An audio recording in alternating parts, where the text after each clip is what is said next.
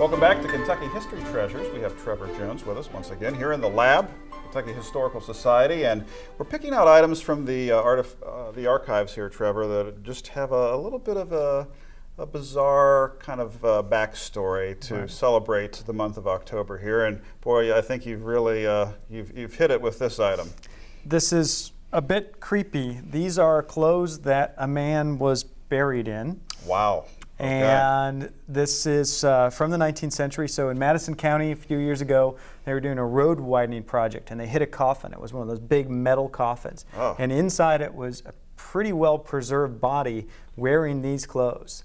My goodness. And the Kentucky Archaeology Survey reburied the guy, but saved the clothes because these are really neat because most of the time you don't know what people were actually buried in and you don't know what time period. Okay. We know this guy was buried in 1854 and we're pretty sure we know who he was. Wow. And we know exactly what he was wearing. So if you're a clothing historian, this is really cool. If you're anybody else, this is really creepy. Actually, one of our curators really just didn't want to catalog this because a guy, decomposed in these clothes. Wow, but it's a great historical resource, but it's really uncomfortable at the same time. Right, but the wealth of information that it tells us about the life in 1840s, 1850s, all contained different pieces, parts to bring together to kind of fill out the backstory of that time period. And we just don't have many clothing items from that time period. Or we have them, but we don't know, necessarily what they were used for. So we know that this was considered to be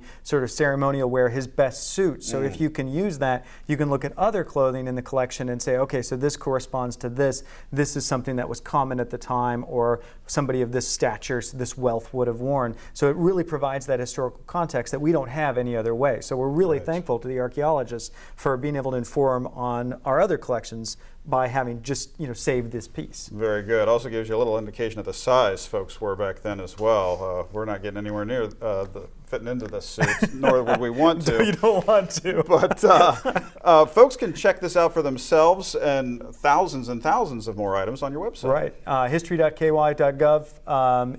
/objects, that's our objects catalog. We have almost 20,000 artifacts online, so if you want to see what other clothing we have in the collection from any time period, from early Kentucky history up to the present, you can search it and look at it. Okay, and do a little history research yourself. Right. Very good. All right. Well, we're going to catch you next time around right here on Kentucky History Treasures.